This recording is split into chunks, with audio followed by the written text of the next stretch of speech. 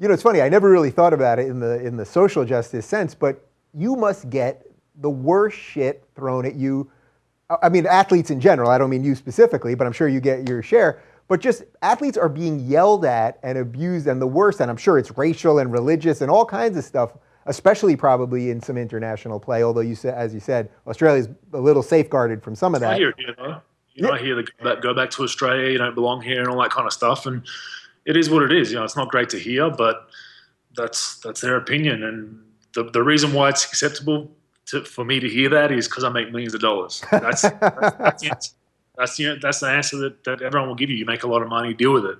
Yeah. Whereas most of these same people are bitching and crying about someone labeling them male when they're whatever, when they're in between or they're not sure what they are and all that kind of stuff where, we hear that kind of stuff all the time, running out of the tunnel. You hear some absolute crazy stuff, from courtside fans, but that's how it is. I mean, how are you going to change that? So I think what you're saying is that it's easier to be a heterosexual, cisgendered, white, rich man. Is that what you're telling me? Of course it is, apparently. Yeah, of course it is. And look, I was born with a money tree in the backyard, of course. Naturally. That's what always gets me. If you want to do some research, go and look how the Balkans are doing economically. My family, my parents came to Australia with absolutely nothing and built their life up being labourers, making 60, 70 grand a year towards the good days. I still remember the recession in the 90s in Australia where we almost didn't have a loaf of bread on the table for weeks on end. I was reheating the same old food and only allowed to have, a short shower every night and that kind of stuff. And I've been through all that. I've had all kinds of crazy jobs as a kid growing up and helping the dad around the workshop and all that kind of stuff. So I've dealt with that end of things. So I appreciate where I'm at right now, 100%. Yeah. It always gets me when it's like, oh, you're a millionaire, shut up. But you know what? I have lived that life of a blue collar worker, probably even lower than a blue collar worker, where you live and check to check. Yeah, and by the way, although I would drop everything to be an NBA player. They're not looking for a 40-year-old, 5'11" guy with a bad knee, right? Probably not. Probably not. The other thing is, I was born 7 foot, so I was automatically an NBA player, and obviously you have those privileges of being born big, because all the 6-7 hour trainings as a kid, they played no factor. It was the fact that I was tall. Right. It was just privilege all the way through. But you're making my point, which is, you guys bust your asses. Now, I'm not saying, I know there are plenty of people that are digging ditches busting their asses too for obviously a ridiculously too low amount of money. But you do work hard. I mean, people think it's like you just show up to the games or whatever. But from every book that I've read about, my favorite athletes, every bio and everything, it's like you guys are in pain a good portion of the year just from working out just so that you can play at that level. Yeah, no doubt. Look, first and foremost, there's no better job in the world for me. I mean, I'm playing a game that I loved as a kid and getting paid a lot of money for it. Should I be paid a lot of money for it? Who can say? Probably not. Probably making more money than any person should ever make. Don't tell Cuban. But in the grand scheme of things, it goes on how much your company or the business is bringing in, and it gets shared out, obviously. But there's a lot of work behind the scenes. I've had a lot of tough injuries throughout my career, but I've bounced back from all of them. Putting in extra time with masseuses, chiropractors, acupuncture, ice baths. Just after this interview, I'm going to probably lie down on the floor and stretch for 30 or 40 minutes and get the body right. So there's a lot of things that go on behind the scenes, and that's a part of being a professional athlete. It's not a 2 or 3 hour job that you just see in game time. So you have to put the work in to try and prolong your career and just like any other job. But obviously, firefighters, police officers, and those kind of people, I think, are definitely should be notches higher than athletes as far as what they're doing on a daily basis, risking their lives and helping the community, even people, that drive ambulances and stuff like that. I think, they're the real heroes in the community. We're obviously looked upon as idols, but in the grand scheme of things, I think those people are probably more important. Yeah. What do you think about the way that we all view athletes? We put them on these pedestals, not just that we treat them as heroes, but we moralize them in like a really strange way. Like when LeBron left Cleveland, people that loved him were suddenly burning his jersey. Then he goes back to Cleveland, they love him. When someone goes somewhere for more money, now he's a sellout. Or if he does, like we hold every athlete's decision as if they're supposed to be these like superhuman things that shouldn't make decisions the same way the rest of us make decisions, by you doing what's best for your family or going to this city because it's better weather for you or your kids will have a better education or that. But we want athletes to be like just the end all be all to everything. Well, there's heroes and villains, and that's kind of what we get from athletics and sports in general. And I think it's one of those things you just got to deal with as an athlete. You know, we are human. We make mistakes. I go to the bathroom the same way as everybody else in the world. You know, we get annoyed at things. We're happy about things. We're, you know, up and down like anybody else. That's just the way we are. But obviously, we're looked upon as superhuman machines sometimes that you know don't have a heart or have feelings and stuff like that. And that's something you gotta deal with. Steve Kerr, ex-coach I had in Golden State, he'd always mention that, you know, you guys aren't only paid for what you do on the court. You're paid for a lot of the things that go on off the court, being in the public eye 24/7, not being able to walk down the street sometimes, not being able to go to a movie with your kids without people taking photos and stuff like that. So it was a very valid point and one I remember to this day. Yeah. Have you ever seen any guys, teammates, or just players that you knew in the league that simply they were great basketball players, like they knew how to play the game, but they just couldn't deal with the other part? Because sometimes I can't think of someone off the top of my head, but like sometimes I see guys that they seem just sort of a little uncomfortable in the spotlight part of it, and you can sense that actually does affect their games versus guys that love the spotlight, that love the crowds and all that, so it like brings out the best in them. Guys that just don't want that other piece, and that it actually affects their careers. Yeah, 100%. I mean, there was. I went to college for 2 years, and then I was drafted and handed $5 million for my first season.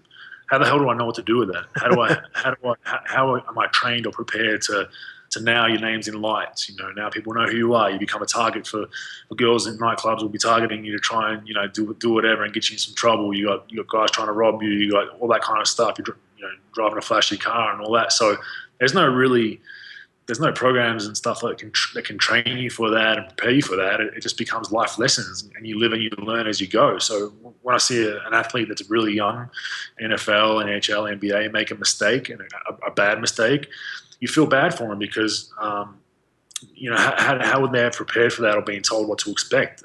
The guys I don't feel sorry for are the guys that are constantly do the same thing over and over again, make the same mistakes. Generally, the smarter guys will make that mistake once and then generally not make it again and have that life lesson. But it can make you kind of be, you know, isolate yourself a little bit and not trust people as much as you probably should, which is definitely an issue I have to this day.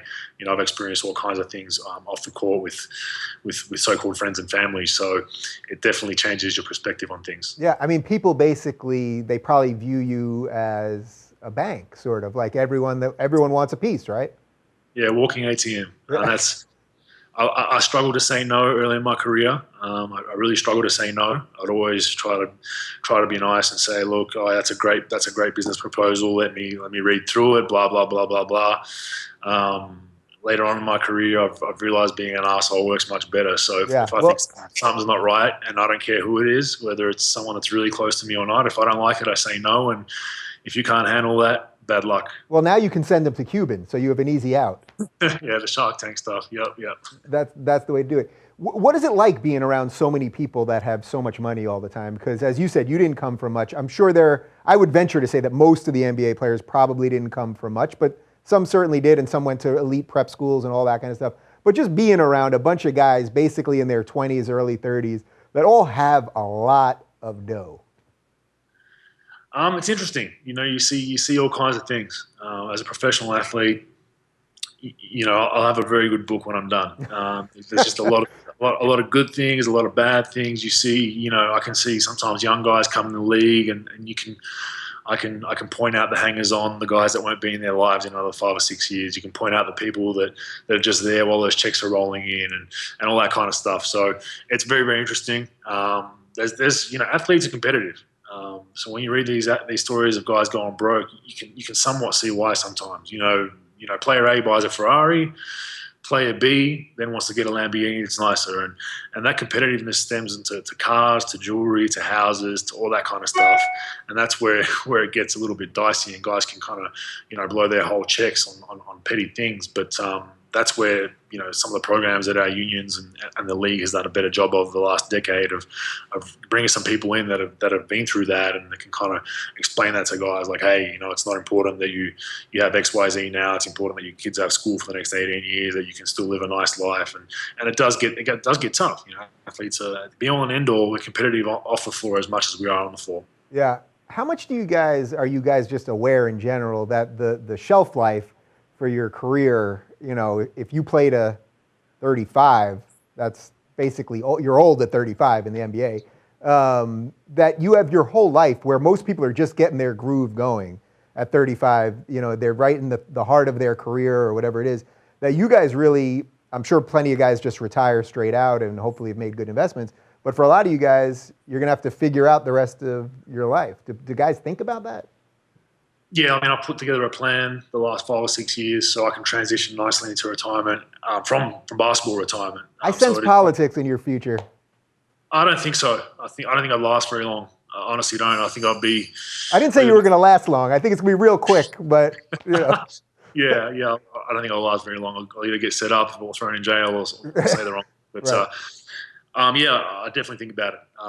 Retiring from basketball, mid-30s.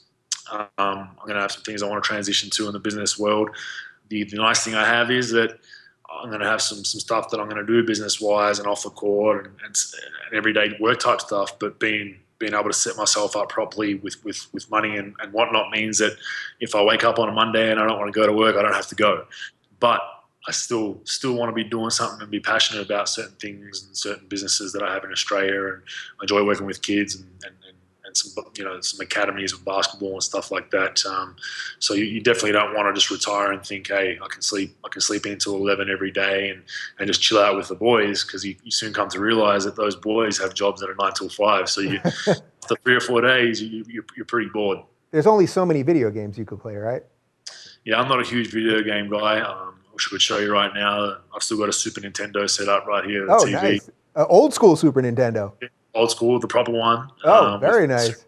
And Tetris. So I play the old school stuff a little bit, just 20, 30 minutes. I don't do all the new stuff. Yeah, that's funny. I was telling the story a couple of weeks ago on the show, but I was playing with my 6-year-old nephew. We were playing like Wii U, one of the new ones. And like my hands hurt. I could barely play, so I just downloaded old 8-bit NES games and Sega Genesis games, and that's what we played. And I was like, all right, I still got a little something left, Still got a chance, yeah. That must be rough though, because the guys that a lot of the ball players are big gamers, right? Yeah, they are, and I think it's great. If you're into that kind of stuff, it keeps you out of trouble. If you want to just stay at home and play NBA 2K or whatever it is, I think there's a lot worse things you can be doing. So I know a lot of guys, younger guys, do that to stay off their legs and just kind of stay out of the streets, as they say. So it's not all a bad thing, but it is a bad thing if you're a 7-year-old kid and you're on the couch 8 hours a day and just eating and drinking soda. Then it can obviously become an issue. I know. Now I understand why my parents were always trying to get me outside. I didn't understand it back then, but I get it now. If I was inside, if it was a weekend. My parents would work on the weekends generally. Yeah. And it was sunny outside and I was sitting on the couch. My dad was mowing the lawn or doing whatever. I was in all sorts. He would absolutely kill me, and he'd be like, oh, you got nothing to do today? Okay, come with me. So I knew when it was the weekend and my dad was home, I was out of the house. I'd go as far from the house as I could with my bike or my football or my soccer ball, basketball, and just get the hell out of there for 10 to 12 hours a day. Well, I assume he would put you on a kangaroo and you'd take your boomerang and you'd go get a Foster's, right? There you go. I think that's how it works. All right, cool. Before we wrap up, you were talking about sort of the tolerance that players have, and we're saying how sports is kind of the great equalizer. And last season, Jason Collins was the first openly gay player in the league. Did anyone care? It seemed to me that the media made such a big deal out of it, which is just what the media has to do. I get it. And that Jason Collins he did something, like he was past the point of really being a productive player, in my opinion, but he sort of just took the bullet and said, you know what, I'm going to be the first one. I don't know that he even played more than 20 minutes the whole season, but said, I'm just going to do it and whatever, and the media goes nuts. But did any of the players care? Did you find anyone that really was upset or bothered by this? Not really. At the end of the day for us is, can you put the ball in the hole and can you play basketball? So all that other stuff. That was almost a sex joke there, but I'm just going to let it went that way. But no, as long as the athlete can perform, I think we're past that in professional sports, where whatever you're doing off the court or whatever your passions are, whatever your love life is, I really don't care. If you can play, you can play. Yeah, I love it. Well, it was a pleasure talking to you, man, and I've been a fan for a while, and I appreciate it. good luck in Dallas. And yeah, I mean, if Cuban's looking for just maybe like a 13th guy, like I don't have to be on the active roster, if maybe you could just put in a good word. You never know. You never know. You got to dream, right? All right. Well, thanks a lot, Andrew. And for more on Andrew Bogut, check him on the Dallas Mavs this season, and his website is andrewbogut.com.